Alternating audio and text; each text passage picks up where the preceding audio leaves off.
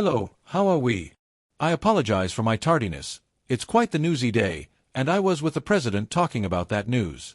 At the age of 27, Karoline Leavitt became the youngest White House press secretary in American history. Her innovative job started immediately upon the inauguration of President Trump in January 2025. Her life took a dramatic turn when she agreed to marry real estate magnate Nicholas Rio. No one was expecting Karoline to make such a shocking statement about her spouse all of a sudden. You should probably hold on to the idea that you know where this is heading if you have one, because, by the time we reach the conclusion, you will be either astounded, impressed, or left with many questions. All right, we'll leave. During her inaugural news briefing at the White House, Karoline Leavitt did more than stand and read from a script. She delivered a message. Not only was it 47 minutes long, but the tone, intensity, and the way she commanded the room as if it were second nature were equally impressive. Plus, everyone knows that press secretaries aren't usually the center of attention, but this one certainly was. She arrived prepared and wasted no time demonstrating that she was going to cause a major upheaval. To begin with, she is no longer limited to working with conventional journalists. Instead, Leavitt is teaming up with podcasters and social media influencers who collectively reach millions of individuals beyond the traditional news industry. This is a radical shift in strategy, not a minor adjustment.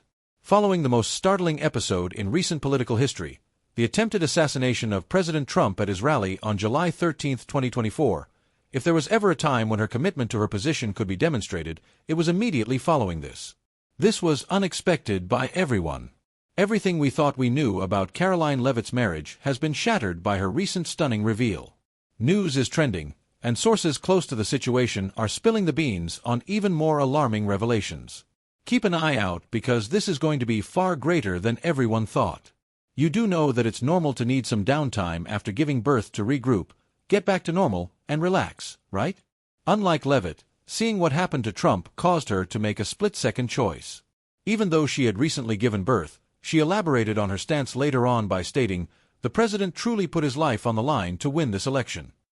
Regardless of your opinion of her views, you cannot deny the rarity of such dedication.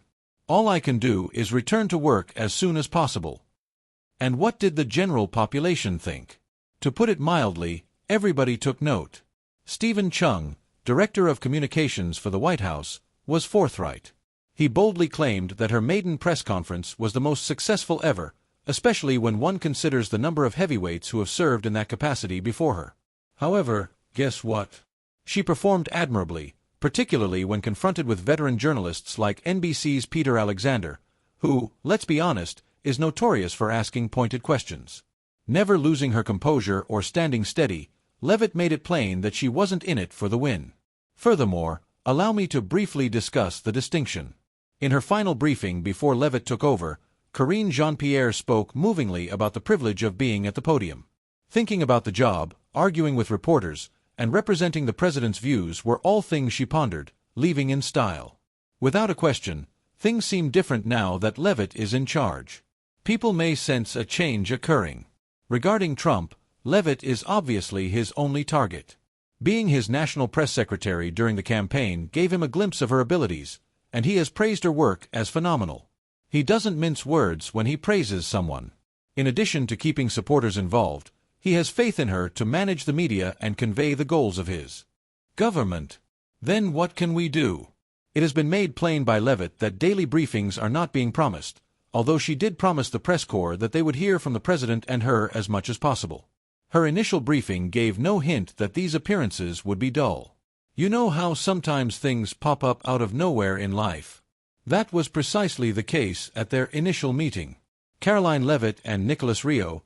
It was a political gathering, so naturally, there were all the typical aspirational types there, shaking hands and forging connections.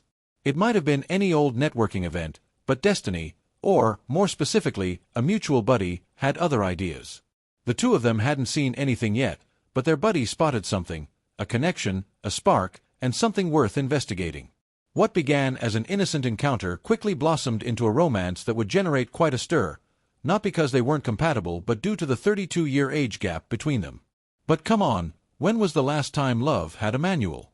If you looked at them together, you might believe they were too dissimilar to work. Are you, Nicholas, a complete loner? This guy is the epitome of introversion. He doesn't use social media and cherishes his solitude. That is really unprecedented in our modern day, isn't it? Yet Karoline is the polar opposite. She has cultivated a profession that literally necessitates continual interaction, is extroverted, and lives in the spotlight. They succeeded in connecting despite their obvious disparities. Yes, it is true that opposites attract. On her own social media, Karoline made light of the situation by comparing Nicholas's reserved personality to her own dynamic and outgoing profession. But it is precisely their strength. He is the rock that keeps her grounded while she is all about participating with the world. Their relationship goes beyond merely balancing each other out. They have many interests, particularly in business and politics. In a nutshell, they are the two things that support their connection. A long-time member of such circles, Nicholas has had some remarkable meetings, such as the 2005 one-on-one conversation about baseball he had with former President George W. Bush. That wasn't an ordinary occurrence for Nicholas. It was a watershed event that demonstrated his profound involvement in business and politics.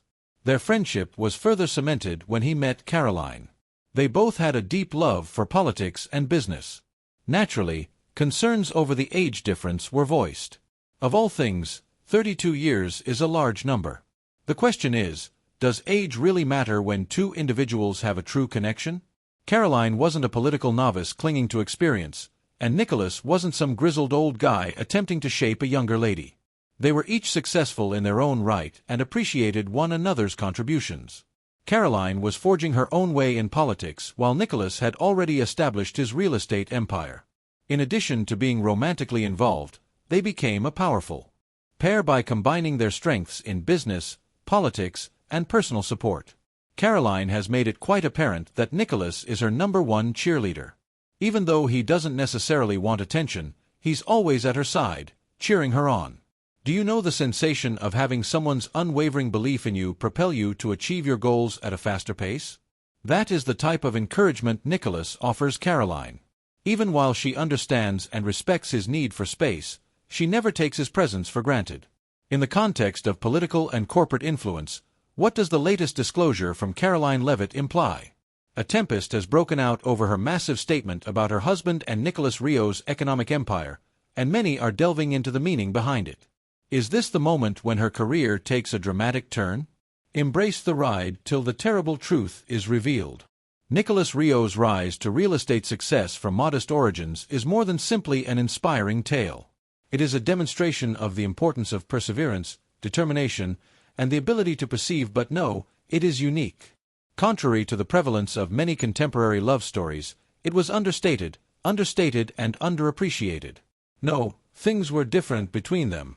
It had a hidden purpose, was deliberate, and rested on a foundation that went beyond mere popular approval. However, isn't that the most ideal kind of love? The sort that spreads naturally, unobserved by humans? Karoline and Nicholas experienced just that. Their paths crossed at a political event through common acquaintances, and they quickly became involved in a relationship that neither of them hastened but which they both sensed was genuine. Anyone who knows Karoline at all knows that she isn't afraid to be the center of attention. Being used to the limelight, she is gregarious and has a sizable online following. And Nicholas? Quite the contrary. He's shy, has absolutely no social media influence, keeps out of the spotlight, just an ordinary man who likes to keep things simple and respects his privacy. Still, it produced the desired result.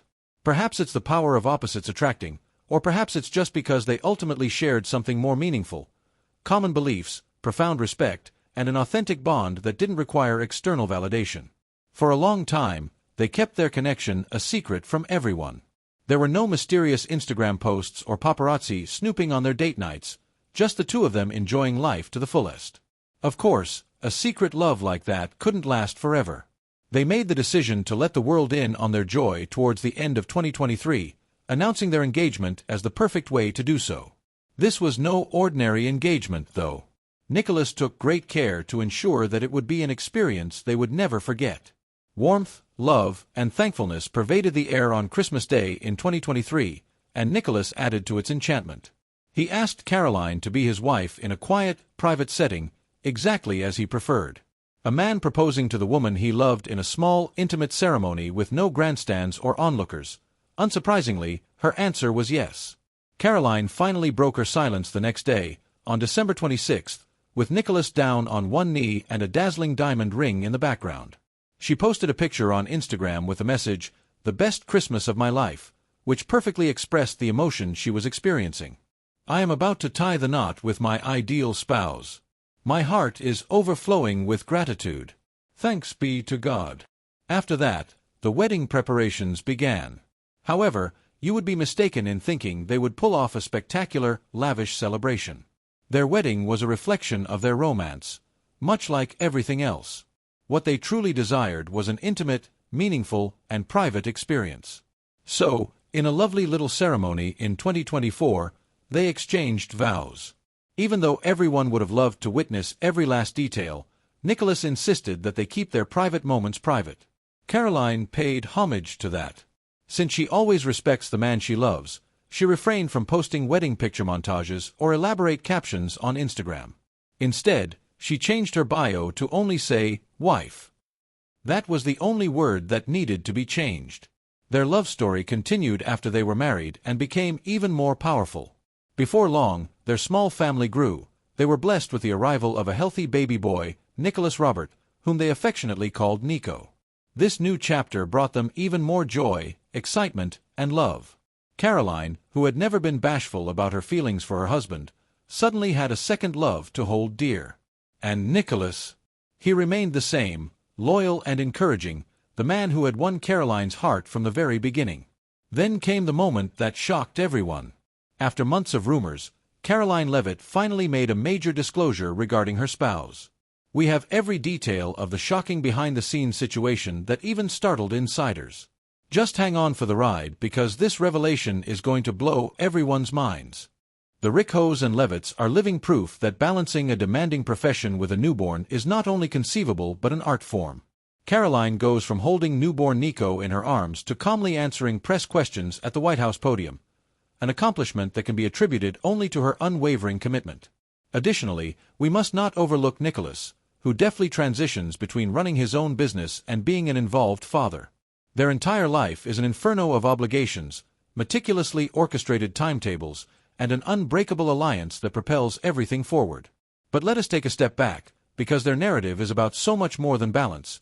It's about unfaltering belief in one another, sacrifice, and unrelenting dedication. By returning to work only 4 days after giving birth, Karoline demonstrated an unwavering commitment that few new mothers would even consider. Only 4 days. What would that even be like? She was returning to the political arena at a time when most mothers were still adapting to life without sleep. This type of schedule, though, isn't for the weak. Their day-to-day routine exemplifies impeccable time management skills. Every morning starts with press briefings and preparation, followed by carefully planned shifts for baby Nico's care. Perhaps in the evenings, family time is sacred.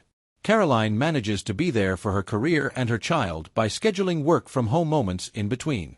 We'll simply say, it isn't always easy, but the dance is delicate. "It does break your heart to leave the baby every day to go to work," she admitted.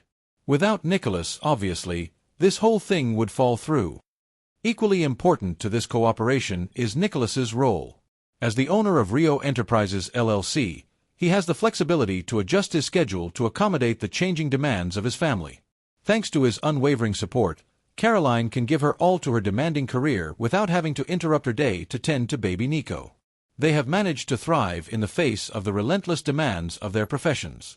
While Karoline attends to White House matters, Nicholas has no qualms about loading up the car and driving to Bedminster, New Jersey, so the whole family can be together. Going the extra mile, quite literally, is one of those small actions that make a big impact. Because in the end, it's not about schedules and strategies. It's about love, dedication, and a shared vision for the future they are building together.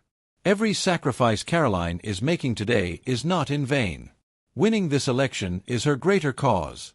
"Making my child proud is my #1 priority," she declared, even above politics, press conferences, and public appearances. "My hope is that Nico will be proud of his mom when he hears about everything I did while he was in my womb and shortly after birth." And let's be honest, whose child wouldn't be? Karoline and Nicholas have instilled in their son an unwavering work ethic, a love for life, and a deep sense of dedication. Their story isn't just about balancing work and life, it's about pushing the boundaries of what is possible. Having a successful career and still being present for your family is achievable with the right mindset and the right partner. Karoline and Nicholas are demonstrating that love and commitment can triumph over the harsh scrutiny of public life, one meticulously prepared day at a time. Now, as this video comes to a close, we hope you enjoyed watching. Please hit the like, comment, and subscribe button if you found this video entertaining. Click the video that appears on your screen to see more exciting tales. Opportunities where others perceive challenges.